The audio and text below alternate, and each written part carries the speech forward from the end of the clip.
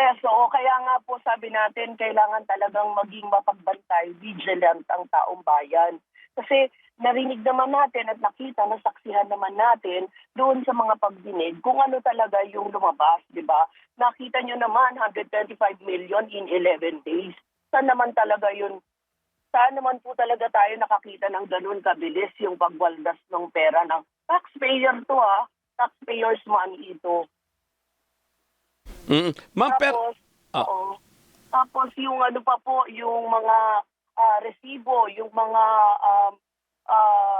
ito po yung mga yung mga mansion na actually hindi nga natin alam kung mansion yung yung nirentahan kasi milyon-milyon yung mga renta na na safe houses.